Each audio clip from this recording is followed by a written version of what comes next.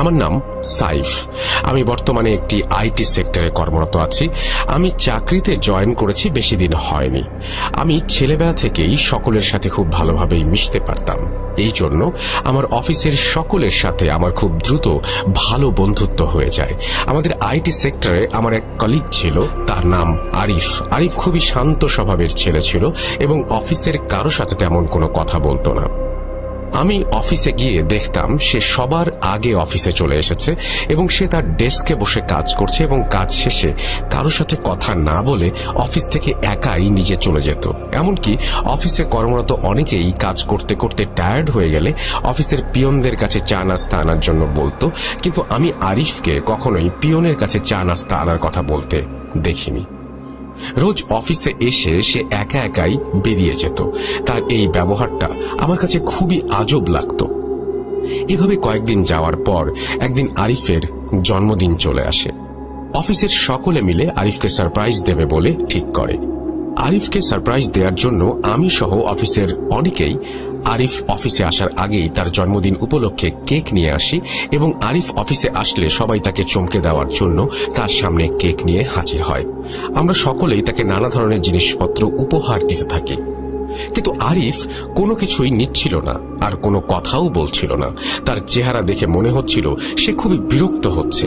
সেদিন সে আমাদের আনা কেকটা আর কাটেনি এবং কারো সাথে কোনো কথা না বলে নিজের মনে কাজ করতে বসে যায় এবং কাজ শেষ হলে সে যথারীতি নিজের মতোই বাড়ি চলে যায়। তার এরকম আচরণে অফিসের সকলে খুবই মনক্ষুণ্ণ হয়। অফিসের সকলেই একরকম তার সাথে সব ধরনের কথাবার্তা বলা প্রায় বন্ধই করে দিয়েছিল। আরিফ শুধুমাত্র আমার বসের সাথেই কথা বলতো আর প্রয়োজন ছাড়া কারো সাথেই কোনো কথা বলতো না। তার মধ্যে আরেকটা জিনিস ছিল, সেটা হচ্ছে আমি যখন অফিসে জয়েন করি তখন তার শারীরিক অবস্থা মোটামুটি ভালোই দেখেছিলাম, কিন্তু অবাক করা বিষয় হচ্ছে কিছুদিন যেতে না যেতেই আমি লক্ষ্য করি যে তার শারীরিক অবস্থার অবনতি হচ্ছে।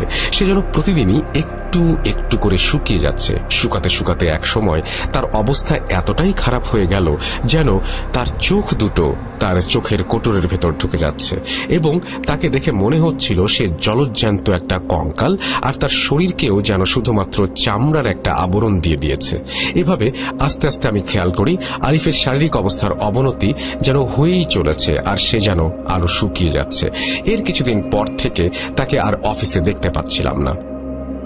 প্রায় এক সপ্তাহ পর তার ডেস্কে নতুন একজনকে জয়েন করতে দেখে আমার আরিফের কথা মনে পড়তে থাকে, কিন্তু অফিসের আর কেউই তার ব্যাপারে কখনোই খোঁজ নেওয়ার চেষ্টা করেনি। আর সে চলে গেছে এই জন্য অনেকেই খুশি হয়েছিল, কারণ এরকম আনসোশ্যাল লোককে কেউ পছন্দ করত না। কিন্তু কিছুদিন আগে আমি আরিফের যে খারাপ শারীরিক অবস্থা দেখেছিলাম সেই জন্য আমার তার প্রতি কিছুটা মায়া কাজ করছিল।